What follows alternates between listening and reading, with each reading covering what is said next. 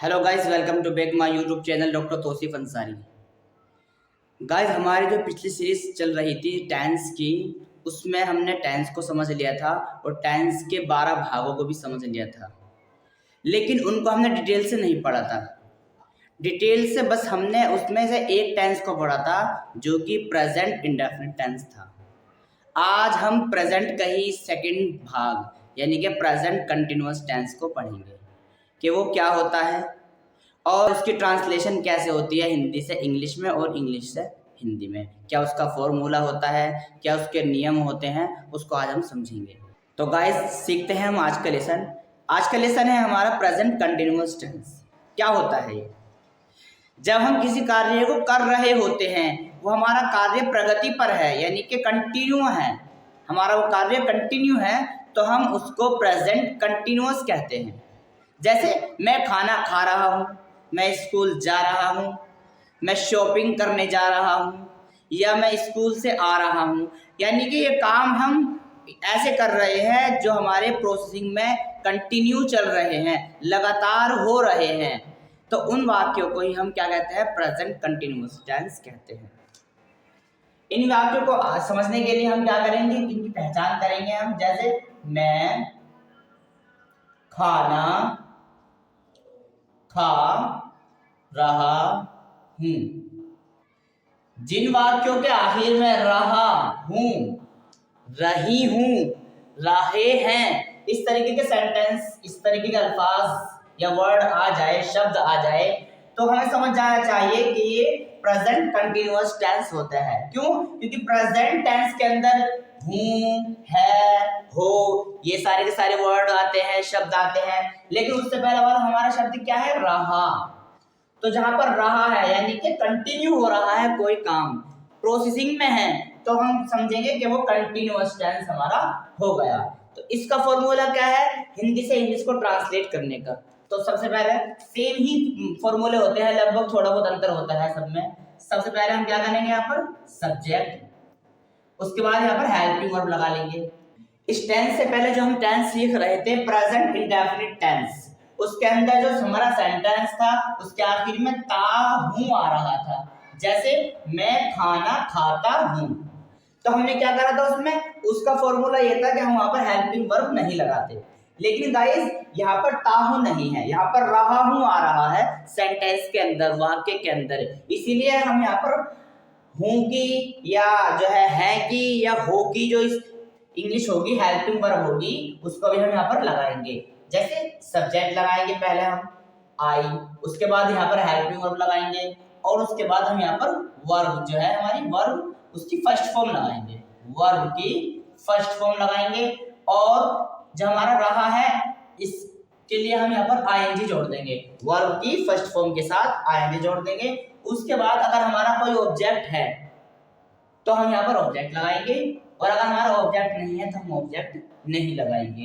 ये है हमारा इस प्रेजेंट कंटिन्यूअस टेंस का formula. Subject plus helping verb plus verb के फर्स्ट फॉर्म के साथ आईएनजी प्लस अगर ऑब्जेक्ट है ऑप्शन में तो लगाएंगे, अगर ऑप्शन में ऑब्जेक्ट नहीं है तो हम नहीं लगाएंगे। जैसे मैं खा रहा हूं, तो यहाँ पर ऑब्जेक्ट हमने खत्म कर दिया, मैं खा रहा हूं, तो हम यहाँ पर ऑब्जेक्ट नहीं लगाएंगे।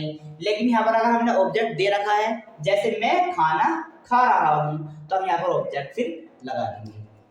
तो सबसे पहले सब्जेक्ट बनाएंगे हम यहाँ पर आई, उसके बाद हेल्पिंग वर्ब है यहाँ पर एम, एम मींस हूं, आई एम, उसके बाद वर्ब की फर्स्ट फॉर्म लगाएंगे ईट, इसमें आईएनजी जोड़ देंगे हम वर्ब की फर्स्ट फॉर्म के साथ। जैसे हम वहां पर प्रेजेंट इंडेफिनिट टेंस में पिछले सेशनों में वर्ब की फर्स्ट फॉर्म के साथ एस या ईएस जोड़ रहे थे, तो यहाँ पर हम वर्ब की फर्स्ट फॉर्म के साथ आईएनजी जोड़ेंगे। है खाना, तो हम यहाँ पर खाना जोड़ देंगे फूड।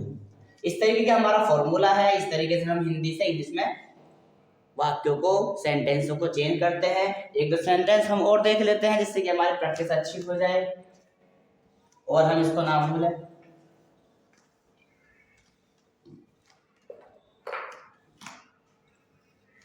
ये है हमारे हिंदी सेंटेंस और ये है हमारे इंग्लिश सेंटेंस, हम जिसको ट्रांसलेट करेंगे। मैं सो रहा हूँ, ये सारे सेंटेंस गाइस हमारे प्रेजेंट के अंदर है। आई एम स्लीपिंग, सब्जेक्ट आ गया आई, उसके बाद वर्ब की फर्स्ट हेल्पिंग वर्ब आ गई एम, उसके बाद वर्ब की फर्स्ट फॉर्म सोने को क्या है स्लीप, और यहाँ पर रहा के लिए आईएनजी लगा दिया हमने यहाँ पर, लेकिन यहाँ पर हमारा ऑब्जेक्ट नहीं था इसीलिए हमने यहाँ पर ऑब्जेक्ट नहीं लगाया।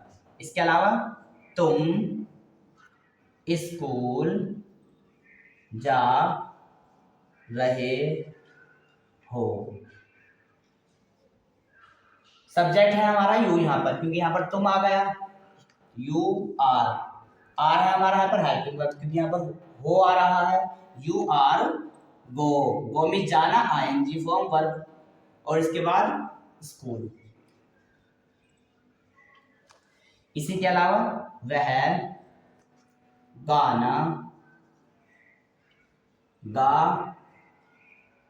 रही है, वे लड़की है तो इसीलिए हम यहाँ पर शी लगाएंगे, ही नहीं लगाएंगे, ही लड़कों में आता है और शी लड़कियों में आता है वह के लिए। जब इस यहाँ पर लगा देंगे हम हेल्पिंग वर्ब, क्योंकि हमारा जो हेल्पिंग वर्ब है यहाँ पर है आ रहा है एक के लिए।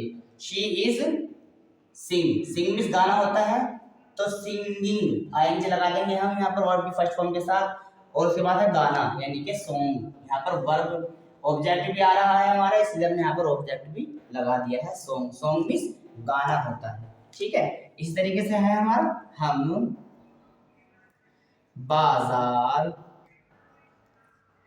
जा रहे हैं, यहाँ पर हम जो सब्जेक्ट है हमारा वो सबके लिए है तो यहाँ पर वी आएगा।